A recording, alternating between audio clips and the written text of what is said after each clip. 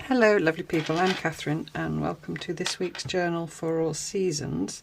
I'm going on with my pages using my leftovers from the moon stitching project that we did throughout the month of June, but throughout the last moon cycle.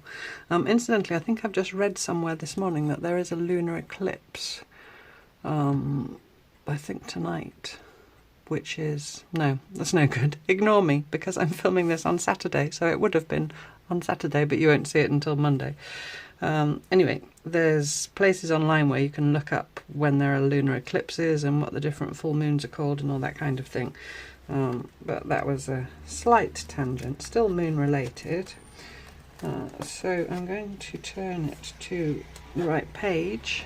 Apologies if there's noise, I've got the door open. It's cloudy, but it's still warm. So that was what I did last week, and I did this writing as well, and this writing. So this week I'm going to work on not a spread, but a kind of front and back page. So I've done some more of this writing on the back page already, that I showed you last time.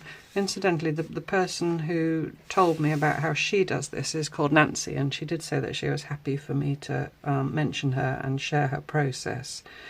She does beautiful work. She writes like this, only she doesn't leave spaces between the words, and then she'll write in the other direction like I did here, and then she'll even write, it's quite hard to describe, but she'll write in such a way that she creates an image. So she might write in an area that creates the outline of a person. It's wonderful what she does. So, you know, you can take this down many different ways, and yeah, that's one of her ways that I really loved. So all I've done here is I've done my stream of consciousness writing going along, and then I went back and kind of went in the gaps and over the top just to make it really illegible. And I'm going to work on this page now. And I'm going to stick some of my tea bags on here. Now, I showed you a couple of weeks ago how I momigami using coconut oil, which I've put away. And there's been a few comments and questions here and there about the oil. Some people have reported that the oil soaks into other things. You need to leave them to cure. Apologies if I didn't make that clear last time, but you need to leave them. And I can't say how long, because that will depend on your climate. It will depend on what kind of paper you use. It will depend on how much of the coconut oil you put on there.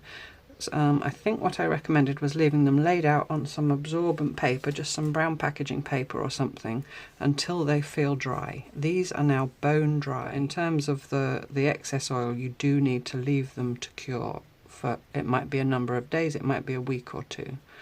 The texture that you get is completely different to if you use something like a hair conditioner or a baby oil or something like that with a natural oil like coconut oil. I have never tried with the paste, whose name I can't remember, but it's from the root of the devil's tongue plant that's traditionally used in Japanese paper making. But everyone I hear say who has used it reports that it's absolutely wonderful. You can also momigami without anything other than the paper. A colleague of mine who's in the textile group that I'm a member of, we did a little group exercise a week or two ago, and she'd momigami paper just by crunching, just dry in her hands like that, again and again, and the resulting paper was soft and cloth-like. So you can just do it, you know, like that. Okay, so that was a complete sidebar, as Jeri would say. Oh, and talking of Jeri, another little thing to say. Jeri, in one of her latest videos, did a little tutorial about YouTube and how to find the comments and the description box that we all refer to all the time below a video, both watching on a device like a tablet or a mobile phone and watching on your TV screen. And I had thought of doing one because I get asked quite a lot by quite a number of you different questions relating to that, but Jeri's done it, so I'm not going to reinvent the wheel. I'm going to, if you have any questions or you're interested in that, Jeri did one of her, I think it was one of her Yaya videos, as she calls them, or one of her visual diaries. I will put a link in the description box below, which you maybe can't find, but otherwise if you go to Jeri's channel, I can't actually remember what the video was called. I'll put the title of Jeri's video on the screen, so if you go to Jeri Bellini, Bellini, Bellini, and look for this video title. If you just search it in YouTube, you shall find it. Also, I'll put it in the description box, which maybe you can't find because that's why you need to go and watch the video. I'll also put it as a pinned comment, so when you open the comments, there's a comment at the top that will be pinned there by me with a link to this video of Jeri's. And I think in her yaya, I mean, why wouldn't you want to listen to her yaya on for 45 minutes? I do, and it's wonderful. But if you really, really don't, if you go forward in the video to about 44 minutes, that's when she starts with her YouTube tutorial. And I do believe if you drag the little slider along, YouTube reads it as a view anyway. But I would strongly encourage you to listen to Jeri for the full 45 minutes. Just put her on, you know, and listen. She's great. So that's all that. Let's get on with this. I'm going to save my rusty washer for a subsequent page, possibly. I want to use that as well somehow. I haven't chosen words yet. I just had an idea based on the slow stitch mystery that we did, that I'll be showing you my completed ones in my Friday video, and how I'm going to mount them onto artist canvas, where we made 2 stitch pieces and then we cut a circle out of them and transposed them, if you saw those 2 videos. So I want to cut a circle out of my paper, but before I do, I want to do something fancy to it. So this is kind of project crossover, if you like. So I've got some of my tea bags that I have not momigami'd. These are just dried tea bags that I got the tea out of. Okay, so if you didn't do the moon project, you can just save a few tea bags if you don't do such things already. Let them dry, lay them out to dry, and then when they're nearly dry, then I put a little snick in the back. I haven't got any unemptied. Depending on the style of tea bag that they are. I like square ones rather than round ones. It just happens to be the brand of tea that I like. But I put a little snick just through the top layer along the back there to tip the tea out, and then let that dry thoroughly. And now I want to get it into its 2 parts, so then I just put the point of my scissors in and then just cut carefully. And I'm not too worried because I'm going to use it for collage anyway, so if I cut through both sides or, you know, tear it, doesn't matter. Don't matter. And there will be more tea coming out. So once I've gone all the way around with my slips, they're not the snippies, they're the blunties, I shall just tip it into my bin, which is just to the side of me. And so there I've got 2 bits. So I've got my front bit that I have my rusty washer on, and the back bit. And the front bit's got the lovely crimpy edge. Obviously the process will be different if you have those tea bags that fold up with a little string or whatever, but I'm sure you can work it out. So I've got all these lovely bits of gorgeous paper, and all I'm going to do is collage them onto this page. I'm going to blow the tea off, although it's texture, isn't it? I shouldn't worry. I've still got plenty left. I'm probably going to momigami some more and do another project with those at some point, but this should be enough for now. So I'm going to protect my underneath page with my bit of greaseproof baking parchment paper. It's called some combination of those words, I think, wherever you all live, wherever you speak English. And I'm just going to, I've got my thin matte medium. You could use PVA, school glue, Elmer's glue it's called, I think, in some countries. Any kind of glue really. And my brush, which I haven't cleaned properly, so it's dried all stiff. It's like I said, it's quite warm here today, so I'm probably just going to do a bit at a time, otherwise it'll dry. Just going to spread some about with my not very good brush. Does the job. I guess you could use a glue stick, you know, one tea bag at a time. But I think a wet glue's handier if you've got one. And I'm just going to start sticking them on, and then I'm going to put another little coat over the top. I mean, I can come back to do another coat later, but for now I'm just sort of pushing them down with my brush. And you see, because it's black paper behind, it is showing through because they're quite translucent, and that's a great word. I'm just overlapping them and putting them on. You get the idea. And if they overlap and there's not enough stuff there, I'll just go underneath and put a bit more. Whoops, You have to be a bit careful when they're damp. They don't tend to tear, they're quite robust, but as you saw they do wrinkle up. I'm just going to leave that wrinkly. So I'm going to go ahead and just patchwork those all over like that. That's pretty boring to watch, I'm sure. So I'll go and do all that. I'll wait for that all to dry, have a cup of tea probably, and then I'll be back again. Okay? Okay, so that's all collaged and dry, and I just love the dark of the background paper coming through here and there. And I don't know if you can see, but you can just see some little bits of the words that I'd written underneath. Content, calm. I think that's content again, and there. Yeah, so that's, I mean, that's a really lovely background. You could just create backgrounds like that and, you know, work over the top of them with your mixed media. You just start saving your tea bags. But I'm going to cut my circle out, like I said. So I've got a template, aka a sugar bowl. I'm going to plonk it somewhere. I don't know if I want it in the middle or lower down. I don't know. Or higher up. No, I'm going to do it lower down, because one of the things that I found a little bit frustrating about choosing June to do the moon here in the Northern Hemisphere was that it was very low in the horizon, and if I'd done enough research in advance maybe I would have known that and saved it for a different month of the year when it was higher, because where I live is down in a dip and I couldn't actually see it most of the time. So apologies if my fluffy head comes in. I'm just drawing with a pencil around my sugar bowl.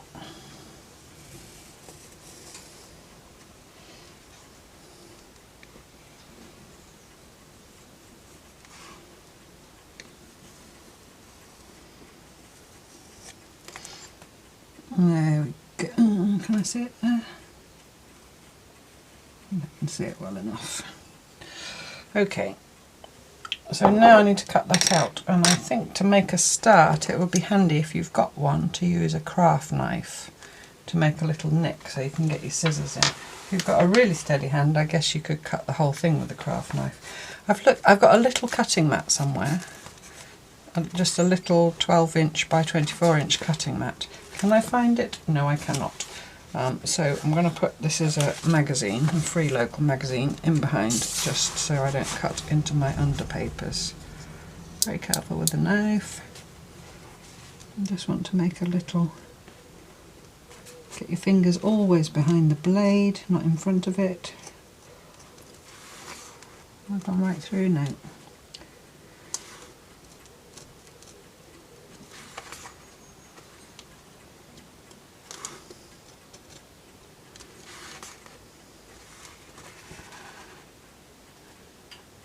Right through. I think that is right through. I'm just going to make it a bit bigger. I don't think this is the best knife in the world. There. Put the blade away before you put it down. Sorry, I've got blade paranoia, which is no bad thing because they do cut you. So now I've got my little nick there. Right through. I'm going to go in with my scissors and cut that out. I'm not going to do that on camera because I need to get my head in the way, so that wouldn't be very helpful. Okay, I've done that. It's a bit nickety and notchy. Nickety, is that a word? You know what I mean? Untidy here and there. It's a bit awkward because it's in a book, so it's, you know,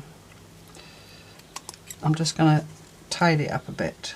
I think that's good enough. So obviously what we see behind is just this at the moment, but in subsequent weeks, or probably next week, I will do something here using this window as part of, you know, what you see and what you don't see. I have no idea what yet. We shall see. But I've got this lovely little circle, which is tea bag on one side and my writing on the other. And I haven't really thought about how I'm going to... I quite like the idea of putting it offset somehow. I'm not exactly sure how, or whether I even put it that way up. I think I prefer it that way up. But I think what I'm going to do, I've got my little paper clip that I use to hold my templates together. I think I might just paper clip that on there for now, to wait and see what I do next week as to where I position this. But I do want to do some work onto this, and what I want to do is stitch onto it. So I'm going to just put my book to one side for now. and get my little fluffy felty board that Machteld sent me from behind me where it sits, so Fred can't sit on it, and decide if I want it the same way up. I think I do. I'm going to use the red thread that I used in my, I'll show you.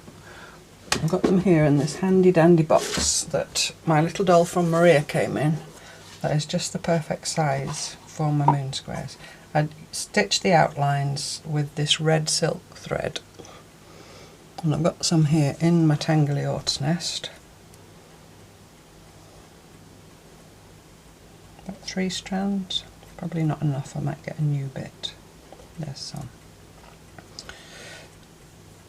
And I'm going to, excuse me, stitch some words again because of the whole word thing. If you were following along, you will have remember that I, and I know many of you as well, had a little bit of trouble with choosing the daily words for the moon project. So I'm going to, I chose to do 3 words a day, and yeah, like I said, I found it challenging. So I'm going to stitch 3 words on here, kind of along the lines of last week. I picked the words out of my found text tin. Talk amongst yourselves while I undo this knot in my thread. Right, I can't undo that knot in my thread, so since it's usable both sides of the knot, I'm going to just cut it, dear Henry, and put that shorter length back in my orts. It will get used, and just work with this length, which is probably long enough. Yes, what was I saying? Yes, I chose my 3 words out of my tin that, you know, my tin of found text. So I thought I'll stitch 3 words on here again, along the same theme, just choosing a needle. And I think I'll just stitch them freehand rather than write them first. You could absolutely write them on first with a pencil if you were happier doing that. And I am aware, just being aware that they will show on the back, but I don't mind if on the back they're, you know, not that the stitches will go all over the place, is what I'm trying to say. But I don't mind that. It'll kind of look a little bit like the asemic writing that I was doing, or the seemingly meaningless writing. So the words I'm going to stitch are words fail me, because they did. So I'm just going to come up somewhere here. I've put a knot. I've taken a quite small sharp needle, that's my tulip number 9. It does make it a little bit hard to get through the paper, but I'd rather that and not make too big a hole. But if you find it a struggle, then just get a slightly bigger needle.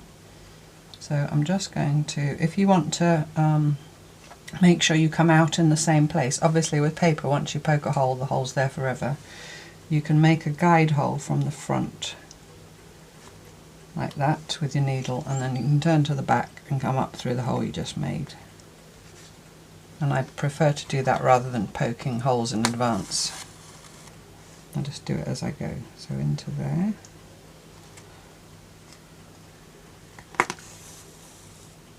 And I'm going to come back up through that same hole again.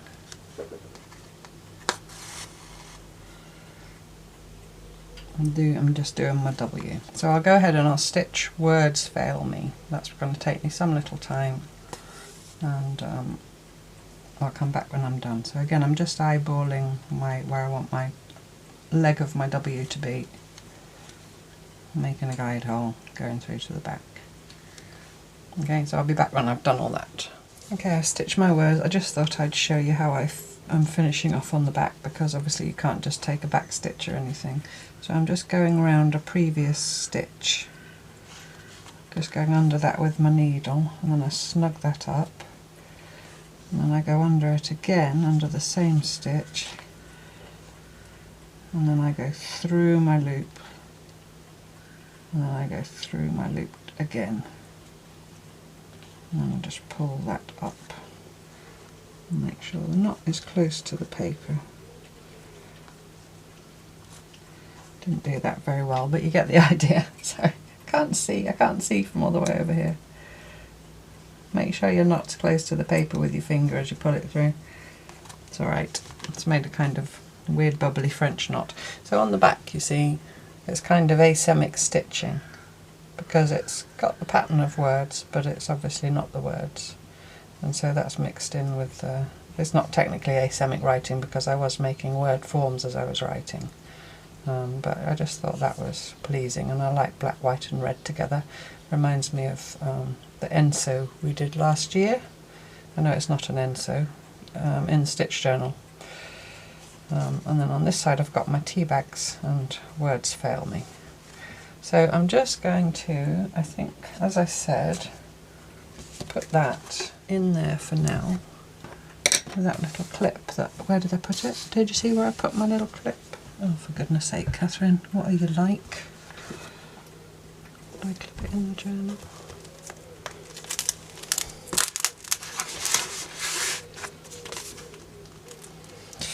I'll have to go and find my little clip and then I'll be back. It must be here somewhere.